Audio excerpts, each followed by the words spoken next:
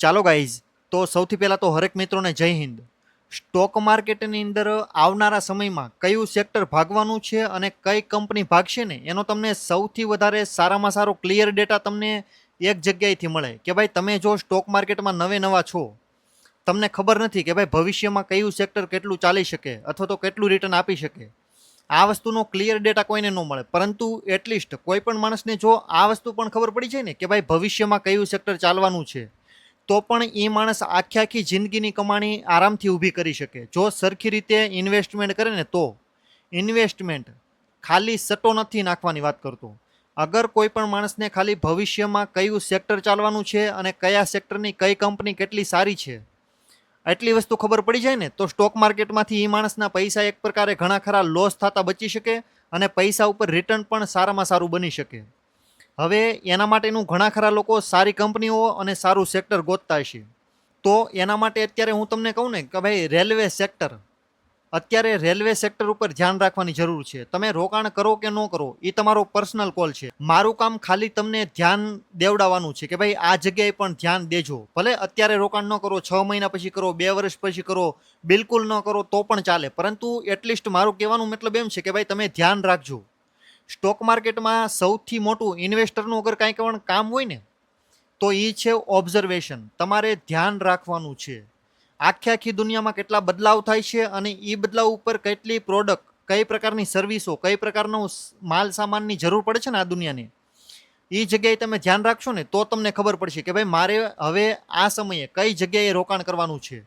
બાકી તમે વર્તમાનના ધંધામાં રોકાણ કરશો ને તો તમારા પૈસા બનશે, પરંતુ જે ભવિષ્યની કંપની બનાવી દે ને, મતલબ કે ભવિષ્યમાં જે વસ્તુનું માર્કેટ આવવાનું છે એ જગ્યાએ તમે જેટલા પૈસા રોકશો ને અને ત્યાં જેટલા પૈસા બનશે ને એટલા પૈસા તમારા આ જગ્યાએ નહીં બને વર્તમાનના ધંધામાં. હવે કોઈ પણ નવો માણસ હોય ને એને ખબર ન પડે કે ભાઈ આવતીકાલે કયું સેક્ટર ભાગશે, મતલબ કે આવનારા સમયમાં કયા સેક્ટરનો દિવસ સારામાં સારો રહેશે. આના માટે તમારે જો જોતા શીખવું હોય ને તો ગવર્મેન્ટ ઉપર ધ્યાન રાખો. ગવર્મેન્ટ, ઇન્ડિયન ગવર્મેન્ટ જે ઓલરેડી ચૂંટણી જીતી ગઈ છે અને જે અત્યારે સત્તા ઉપર છે ને, એ ગવર્મેન્ટના જેટલા પણ મિનિસ્ટરો છે ને એની ઉપર ધ્યાન રાખો. એ કઈ રીતની વાત કરે છે, એ શું વિચારે છે, એ શું બોલે છે. ત્યાંથી તમને પાકો ડેટા મળે કે ભાઈ આવનારા સમયમાં ઇન્ડિયાની અંદર આ સેક્ટર આરામથી ભાગશે. બાકી તેની સિવાય બીજો કોઈ પણ માણસ તમને ગેરંટી ન આપી શકે.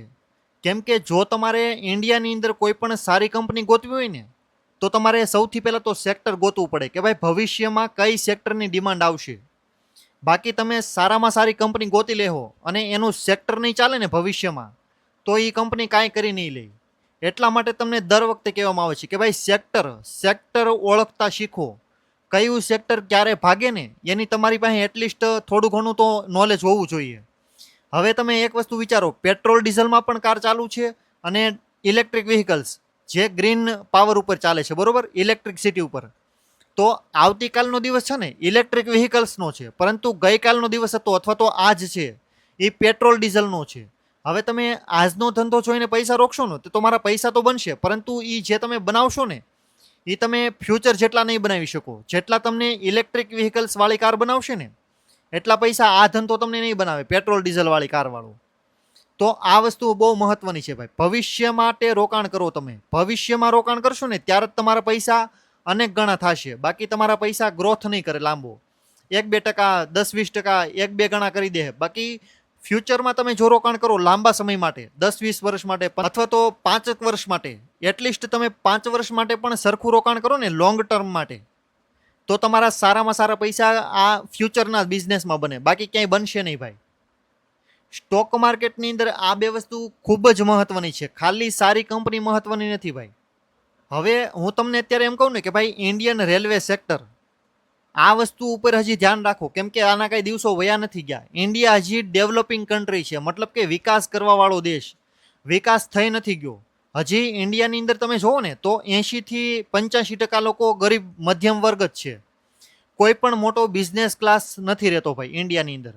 તો Indian railway sector all over country માટે પણ મહત્વનું છે, જરૂરી પણ છે, જરૂરત પણ છે અને મજબૂરી પણ છે. કેમ કે ઇન્ડિયાની અંદર કોઈ પણ માણસ એવું તમે ન વિચારો કે ભાઈ હું પ્લેનની ટિકિટ અફોર્ડ કરી શકું તો દરેક માણસ કરી જ શકે. કેમ કે ઇન્ડિયાની અંદર 85% લોકો હજી ટ્રેનની અંદર મુસાફરી કરે છે, મોસ્ટ ઓફલી લોકો. તો ઇન્ડિયાનું રેલવે સેક્ટર સૌથી વધારે મહત્વનું રહે હજી આવનારા 20-25 વર્ષ માટે આરામથી. હજી આની અંદર ગ્રોથ તમને લગાતાર દર વર્ષે થતો દેખાશે. પરંતુ તમે એવું વિચારો કે ભાઈ મને 6 મહિનામાં 1 વર્ષમાં રિટર્ન મળે, તો આ વસ્તુ શક્ય નથી. તમારે મિનિમમ 3 થી 5 વર્ષ દેવા પડે, ત્યારે તમારું રિટર્ન ક્યાંક તમને સરખું દેખાય. બાકી તમે જો 1 થી 3 વર્ષના ગાળામાં રોકાણ કરતા હોય ને, તો તમને રિટર્ન એટલું બધું ખાસ દેખાય નહીં. કેમ કે સ્ટોક માર્કેટની આ વસ્તુની આદત નથી કે ભાઈ તમને દર મહિને જેટલું રિટર્ન આપવાનું હોય ને, કે ભાઈ દર મહિને 12% રિટર્ન આપો તો દર મહિને તમને ફરજિયાત આપે, આવું કાંઈ ન હોય. સ્ટોક માર્કેટનો એક સિમ્પલ નિયમ છે ભાઈ, 1 મહિનામાં તમને 2 થી 3 વર્ષનું રિટર્ન આપી દેશે, પછી તમને 2 થી 3 વર્ષ માટે એકદમ ઝીરો, 1 પણ રૂપિયો કમાવા નહીં દે. અને ઉપર જતા જો તમે હાથ પગ હલાવશો, બુદ્ધિ દોડાવશો તમારી, તો પછી તમારા પૈસા લેવાનું ચાલુ કરી દે. બાકી દેશે તો તોય નહીં. તમને એવું હોય કે ભાઈ મારી પાસે મગજ છે, હું બહુ બુદ્ધિમાન છું, તો માર્કેટ સામે એની કોઈ વેલ્યુ નથી ભાઈ. કેમ કે માર્કેટ કરોડો લોકોને હેન્ડલ કરે છે અને તમારી પાસે માર્કેટ એક જ છે, પરંતુ માર્કેટ પાસે તમારી જેવા લોકો કરોડો છે. તો એકવાર વિચારી લેજો ભાઈ, તમારી જેવા એની પાસે ઘણા બધા લોકો છે બુદ્ધિમાન.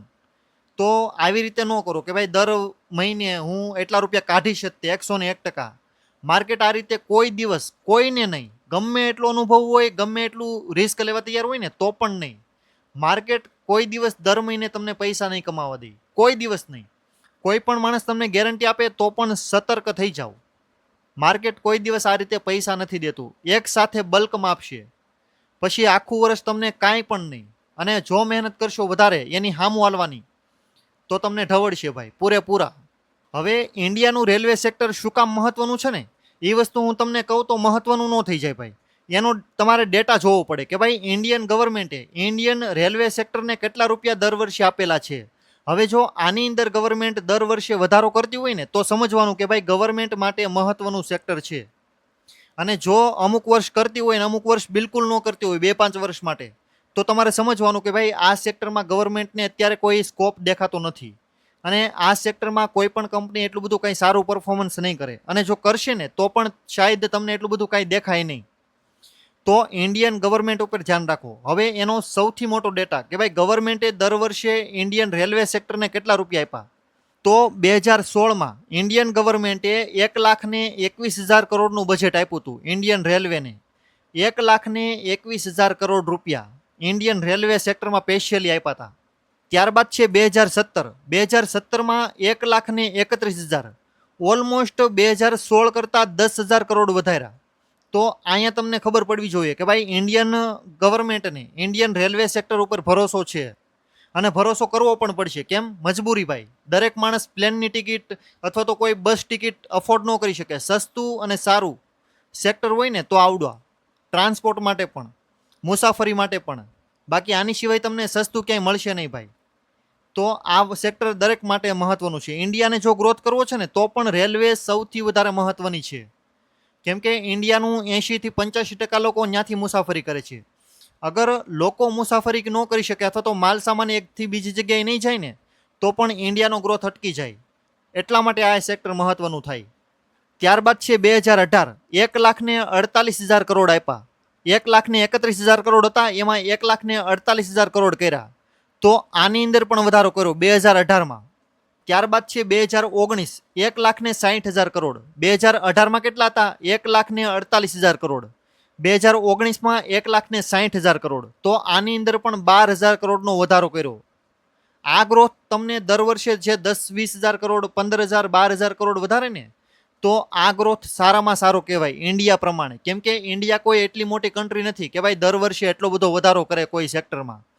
અને જો ગવર્મેન્ટ કોઈ સેક્ટરમાં એટલા બધા પૈસા નાખતી હોય ને, 10,000 કરોડ, 5,000 કરોડ વધારે નાખતી હોય દર વર્ષે, જે નાખેલા છે એ તો નાખવાના, પરંતુ એની ઉપર બીજા કેટલા નાખ્યા કે ભાઈ 5,000 કરોડ નાખ્યા, 10,000 કરોડ, તો આ ગ્રોથ સારામાં સારો કહેવાય એ દ્રષ્ટિએ. કેમ કે અલ્ટિમેટલી ઇન્ડિયન ગવર્મેન્ટ જે ઇન્ડિયન રેલવેને પૈસા ફાળવે ને, એ સ્પેશિયલી ઇન્ડિયન રેલવે સેક્ટરની કંપનીને ઓર્ડર મળે એ પૈસાનું. તો આ જગ્યાએથી તમને ખબર પડે કે ભાઈ ઇન્ડિયન રેલવે સેક્ટરની કઈ કંપની કેટલું ભાગી શકે. ઇન્ડિયન રેલવે બજેટ જોવું પડે. તમે બજેટ જોયા વગર ખાલી કંપનીને એમ કહો કે ભાઈ આ કંપની ભાગશે, તો આવી રીતે ન ભાગે ભાઈ. હરેક વસ્તુ એક ફંડામેન્ટલ ઉપર નિર્ભર હોય, હરેક માણસનો એક ડેટા હોય, બાકી એની સિવાય બધું ખોટું પડે. ત્યારબાદ છે 2020, જેની અંદર 1,61,000 કરોડનું બજેટ આપ્યું. હવે તમને ખબર જ છે 2020માં કોરોના હતો ભાઈ, કોવિડનો ટાઈમ. 2020ની અંદર તમને એટલું બધું બજેટ નહીં વધારો દેખાય, અને એની આગળના 1-2 વર્ષ તમને નહીં દેખાય. કેમ? ત્યારે ઇકોનોમી ઘણી ખરી સ્લો ડાઉન ઉપર હતી. ઓલમોસ્ટ આખું વિશ્વ છે ને એ ત્યારે કોવિડમાં સંકળાયેલું હતું. ત્યારે આખું વિશ્વ ઘણું ખરું ઊભું રહી ગયું હતું. ત્યારે ઇકોનોમીઓ ઘણી ખરી બંધ થઈ ગઈ હતી.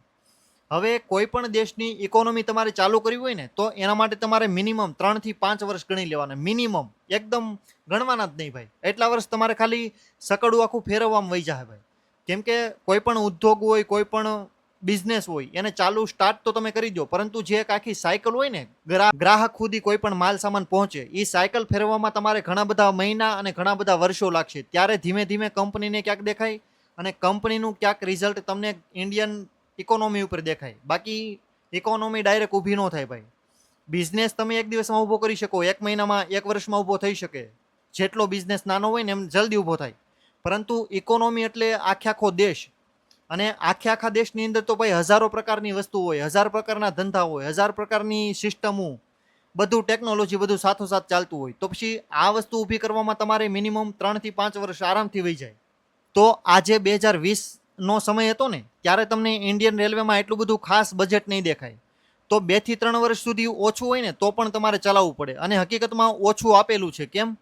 ગવર્મેન્ટ પાસે પૈસા આવ્યા હતા ટેક્સના, પરંતુ જે ટેક્સના પૈસા આવ્યા ને એને ઇકોનોમી ચલાવવામાં એને લગાડવા પડ્યા. અને જો ગવર્મેન્ટ પાસે 100 રૂપિયા હતા અને એ 100 રૂપિયા પોતાની ઇકોનોમી ઊભી કરવામાં લગાડ્યા ને, તો રેલવે સેક્ટરને 1 રૂપિયો પછી લાંબો આપી ન કે ભાઈ, માથે કરીને તો કાંઈ દેવાય નહીં. તો ઇન્ડિયન ગવર્મેન્ટનું ઓલરેડી પહેલેથી જ તે નિયમ છે કે ભાઈ બને ત્યાં સુધી લોન ઓછી લેવી. અને આ કારણથી તમને ઈ વર્ષોની અંદર બજેટ એકદમ સ્થિર દેખાય છે. 2020માં 1,61,000 કરોડ હતું. 2021માં 1,40,000 કરોડ કરી નાખ્યું હતું. એનાથી પણ તોડવું પડ્યું. કેમ? ગવર્મેન્ટ પાસે પૈસા જ નહોતા. પૈસા હતા એને ઇકોનોમી ઊભી કરવામાં લગાડ્યા. કેમ? ત્યારે આખા દેશ ઘણા ખરા નીચે પડી ગયા હતા. ઇકોનોમી હાવ એટલે હાવ સ્લો ડાઉન ઉપર હતી. ઇકોનોમીને ફાસ્ટ ફેરવવા માટે સરકારને પૈસા ન્યા નાખવા પડ્યા. ન નાખે તો ઇકોનોમી ચાલે નહીં ભાઈ. ગવર્મેન્ટને સૌથી પહેલાં પ્રોત્સાહન ઇકોનોમીને આપવું પડે. ઇકોનોમી ત્યારે ચાલે. બાકી ઇકોનોમી ડાયરેક્ટ ઊભી ન થાય ભાઈ, નેચરલી. અને નેચરલી ઊભી થવા દેવી હોય તો તમારે દશકો કાઢવા પડે. નેચરલી ઊભી થઈ જાય, પરંતુ એના માટે તમારે 10-20 વર્ષ, 30 વર્ષ ભગવાન ભરોસે છોડવું પડે. અને ભગવાન ભરોસે છોડો તો પછી એનું કાંઈ નક્કી ન હોય ભાઈ. ગવર્મેન્ટને તો 5 વર્ષ મોકો મળ્યો હોય ભાઈ, તો પછી ગવર્મેન્ટે ત્યારે એ પૈસા ન્યા રોકેલા છે.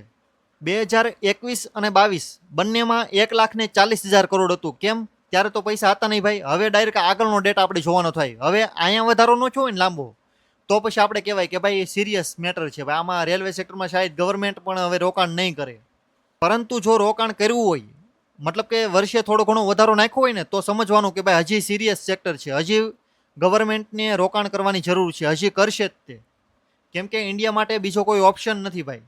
2022માં 1,40,000 કરોડ હતું. 2023માં 2,40,000 કરોડ કર્યું. મતલબ કે ઓન ધ સ્પોટ 1 વર્ષમાં 1 લાખ કરોડ વધારે બજેટ નાખ્યું. એમાં 1 લાખ કરોડ રૂપિયા વધારે આપ્યા ઇન્ડિયન રેલવે સેક્ટરને. કેમ?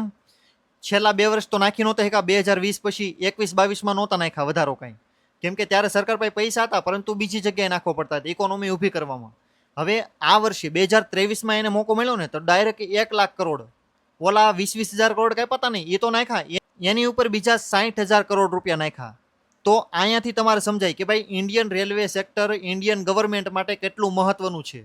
અને જો આ સેક્ટરને ગવર્મેન્ટ નજરઅંદાજ કરે ને તો ગવર્મેન્ટ આખી પલટી શકે આ સેક્ટર એક ઉપરથી. એટલું સિરિયસ અને એટલું મહત્વનું સેક્ટર છે ભાઈ. ત્યારબાદ 2023માં તો 2,40,000 કર્યું. તો 2024માં કાંઈ વધારો ન થાય ભાઈ. 1 લાખ કરોડનું ઓલમોસ્ટ નાખી દીધું 1 વર્ષમાં. તો પછી બીજા વર્ષે ન કરે ને તો પણ વધારો સારામાં સારો કહેવાય. 2024માં 2,40,000 કરોડ હતું ને, એ 2025માં 2,55,000 કરોડ કર્યું. મતલબ કે ઓલમોસ્ટ 15,000 કરોડનો વધારો. સરકારે તેનું રેલવે બજેટ ઓલમોસ્ટ ડબલ કરી નાખ્યું એક પ્રકારે. તો હકીકતમાં તમારે જો રોકાણ કરવા માટે સારું સેક્ટર અને સારી કંપની ગોતતા હોય ને, તો એકવાર રેલવે સેક્ટરની કંપની પણ જોઈ લેજો. મેં તમને આની પહેલાં થોડાક દિવસ પહેલાં વિડીયો ઓલમોસ્ટ આપેલો છે કે ભાઈ કઈ કંપની રેલવે સેક્ટરમાં શું કામ કરે છે. હવે તમને એ વિડીયો ન મળે ને તો હું તમને શાયદ લિંક હજી કોમેન્ટ બોક્સની અંદર પિન કરી દઈશ, જેથી કરીને તમારે ગોતવો ન પડે વિડીયો. એકવાર વિડીયો જોઈ લેજો. અને અત્યારે હું તમને ખાલી ઉપરથી કંપનીના નામ આપી દઉં. ઇન્ડિયન રેલવે સેક્ટરની ટોપ 10 કંપની તમને કહું ને, તો સૌથી પહેલાં RVNL. રેલ વિકાસ નિગમ લિમિટેડ. બીજા નંબર ઉપર છે IRFC, Indian railway finance corporation. ત્રીજા નંબર ઉપર છે IRCTC, Indian railway catering and tourism corporation. ચોથા નંબર ઉપર છે કોનકોર, કન્ટેનર કોર્પોરેશન ઓફ ઇન્ડિયા. પાંચમા નંબર ઉપર છે ઇરકોન, ઇરકોન ઇન્ટરનેશનલ લિમિટેડ. છઠ્ઠા નંબર ઉપર છે રીટ્સ, આ કંપની પણ મહત્વની છે. સાતમા નંબર ઉપર છે રેલટેલ. આઠમા નંબર ઉપર છે ટીટાગર રેલ સિસ્ટમ લિમિટેડ. નવમા નંબર ઉપર છે રામકૃષ્ણા ફોર્જિંગ્સ લિમિટેડ. 10મા નંબર ઉપર છે બીઈએમએલ. આ 10 કંપની સૌથી વધારે મહત્વની છે ઇન્ડિયન રેલવે સેક્ટર માટે. અને આ 10 કંપની અલગ અલગ કામ કરે છે ઇન્ડિયન રેલવે સેક્ટરમાં. કોક પાટા બનાવતું હોય, કોક પાટા ફિટિંગ કરતું હોય, કોક કોમ્યુનિકેશન સિસ્ટમ માટે લાગેલું હોય, કોઈ ટ્રેનના ડબ્બા બનાવતું હોય, કોઈ એન્જિન બનાવતું હોય, કોઈ વ્હીલ્સ બનાવતું હોય. આવી રીતે આ 10 કંપનીઓ અલગ અલગ કામ કરે છે. હવે આની કંપની કયું શું કામ કરે છે ને એક્ઝેક્ટલી આ વસ્તુ તમારે સમજવી હોય ને તો મેં આમની પહેલાં તમને વિડીયો બનાવેલો છે, એની અંદર તમે જોઈ લેજો. એમાં મેં તમને મોસ્ટ ઓફલી ઘણી ખરી ઇન્ફોર્મેશન આપેલી છે. જો તમને આ વિડીયો મહત્વનો લાગ્યો હોય અને ક્યાંક હકીકતમાં માહિતી મળી હોય ને તો એટલીસ્ટ વિડીયોને લાઇક કરજો, શેર કરજો અને ચેનલને પણ સબસ્ક્રાઇબ કરી લેજો. Thank you so much for watching this videos and good bye. અને હા, 2026નું ઇન્ડિયાનું રેલવે બજેટ કેટલું હતું ને એ તમારે મને કોમેન્ટ કરવાનું છે. અને તમારો શું વિચાર લાગે છે આ ઇન્ડિયન રેલવે સેક્ટર કેટલું ચાલી શકે એના વિશે જો કાંઈ તમને થોડું ઘણું ઇન્ફોર્મેશન હોય ને તો સાથે સાથે કોમેન્ટમાં કહેજો. મને ખબર પડે કે ભાઈ કેટલા લોકો અવેર છે, લોકોને પાસે ઇન્ફોર્મેશન છે કે ભાઈ ઇન્ડિયન રેલવે સેક્ટર ખાલી એક પ્રકારે સાઇડ લાઇન થયું છે અત્યારે. અમુક વર્ષો બાદ એકાદ બે મહિના બાદ કોઈને ખબર નથી ભાઈ ક્યારે કેટલું ભાગે, પરંતુ ભાગશે એ વાત કન્ફર્મ છે. કેમ કે ઇન્ડિયાને રેલવેની સૌથી વધારે જરૂર છે હજી આવનારા 15-20 વર્ષ માટે. તો આ સેક્ટરમાં હજી ગવર્મેન્ટ દર વર્ષે વધારો કરશે બજેટની અંદર.